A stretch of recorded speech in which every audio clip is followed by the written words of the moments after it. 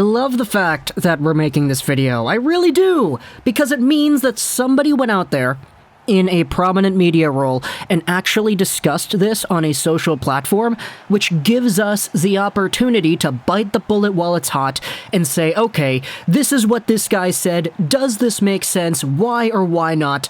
And this one is kind of funny, dude. Okay, so this is the story. It all starts out with one tweet from Twitter by Matt Beniers. No, just kidding, not Matty Beniers, the second overall Seattle Kraken pick from the 2021 NHL Entry Draft.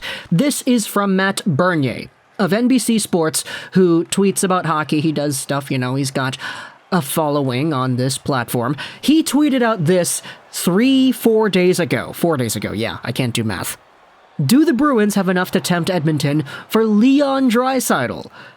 Okay, we're gonna pause up there before we read any further. The idea of trading away a Draisaitl, it's kind of funny, because when it comes to the Oilers, everybody loves to talk about, oh, they need to trade for a goaltender, it's Fleury, it's Korpisalo, it's Braden Holtby, it's the guy from Arizona, whatever the heck his name is, I apologize, guy in Arizona, but there are a whole bunch of ideas floating around in regards to Edmonton Oilers trade discussion, and it always usually kind of follows the same sort of path. It's goaltending, it's maybe a depth forward like a Jake DeBrusk or whatever. And if you really want to get extreme, people talk about the Oilers and the idea of trading away Connor McDavid because he's the face of the league, he's been getting frustrated, and these ideas, well, they aren't really all too new. Elliot Friedman said in 2019 that McDavid at that point in time was already getting impatient. And so the idea of a Connor McDavid trade has always been the kind of crazy idea that people kind of bring up once in a while, but it's never really explored all too much. But Draisaitl, that's a different one.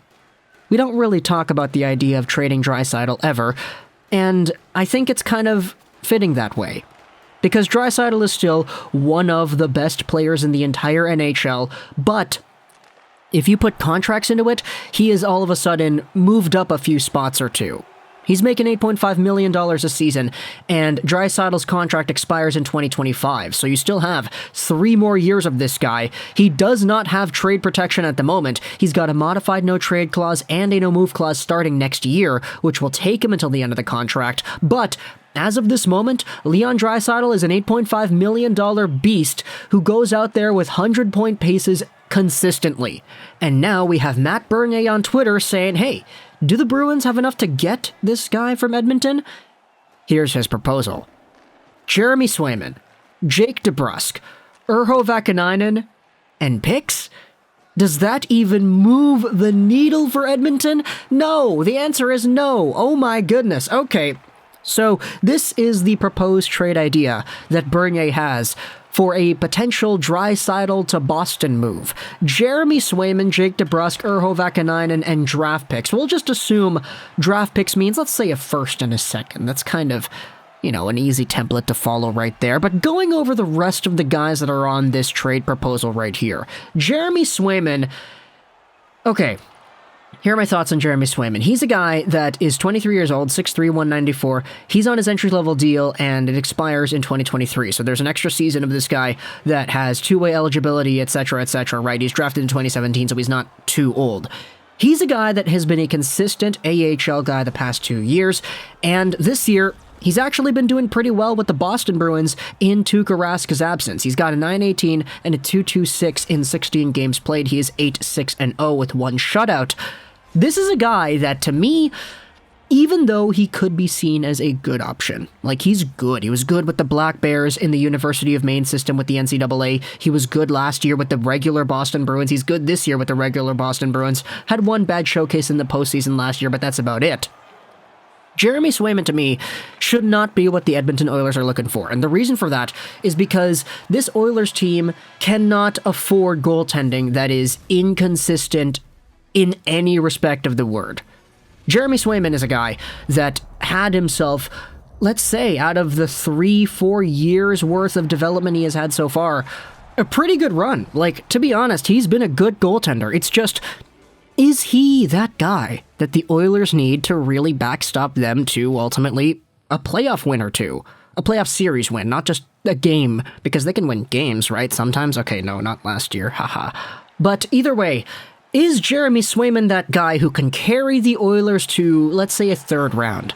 If you really believe in this guy, and you told me, yeah, he could definitely do it, okay, you're free to believe that. It's definitely, up to you, whatever it is you choose to believe, but good luck trying to convince everybody in Edmonton that this is the guy that is going to solve your goaltending problems and ultimately make it so that the Smith and Koskinen era is completely made up for because you had yourselves a first half of the season with abysmal goaltending like this.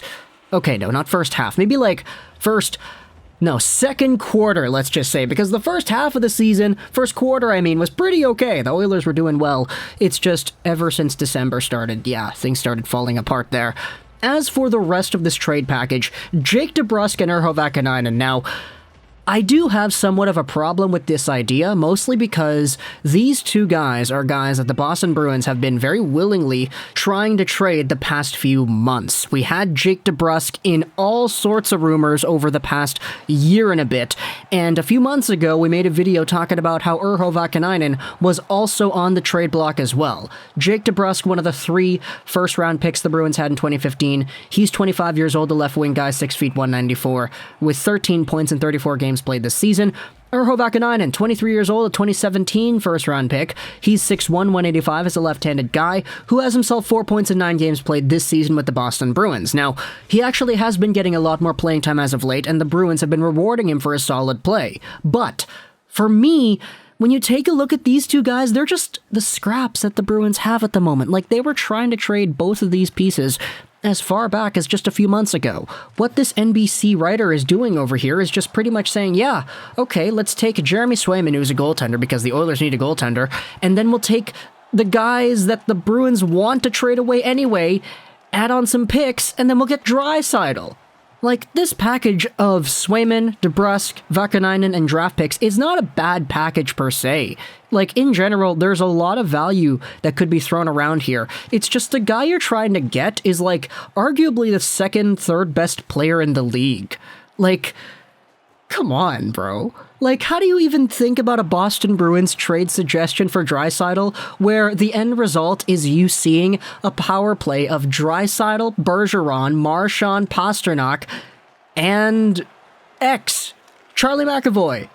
Put any other defenseman or other guy on that X position, but like, how do you even think that you can get away with trading for Draisaitl without giving up one of your best players? The best asset in this trade is what, the first round pick you would attach to it? Like, it's not enough. Not enough. Does this even move the radar for Edmonton? No, it does not, because it does not include one of the best players in the league in Marchand or Pastrnak or Bergeron. You're gonna trade away one of these guys if you're even going to try to tickle the idea of getting a Draisaitl from Edmonton. So, to answer the question of the writer here on Twitter, no. Swayman, DeBrusk, Vaakanainen, and draft picks is not enough. It's not nearly enough. It's not remotely enough. It's not going to be close to being even in the realm of having the Oilers pick up and entertain that idea. No, you're starting a conversation off with Pastrnak.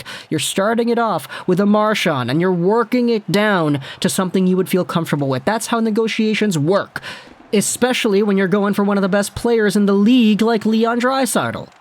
So, yeah, that's kind of the funny video for today. Actually, I kind of have another one that I want to go out there and highlight as well, because, yeah, there are some pretty funny trade rumors and trade ideas that have been circulating the web as of late. And now, because we're in January, start of February pretty much, trade deadline's a month and a bit away, we have ourselves what is a whole bunch of conversation about these weird, wacky trade ideas.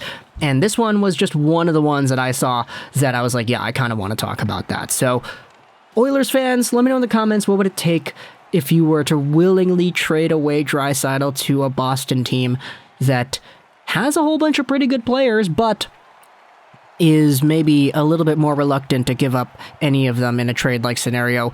If it is Boston, though, what would you want from them in a trade for Draisaitl? Also, we'll be talking about the Oilers maybe later today because they do play the Canucks as well. We did indeed make a Vancouver video earlier today, and now this is the Oiler video, so yeah, Oilers fans, Canucks fans, y'all are getting 2 videos on your teams today, so be grateful, I guess. I mean, I don't really know. Should people feel grateful for these videos? I don't really think so. Talk to me in the comments, though. What do you think about Draisaitl and the Bruins? I hope you enjoyed this. And bye.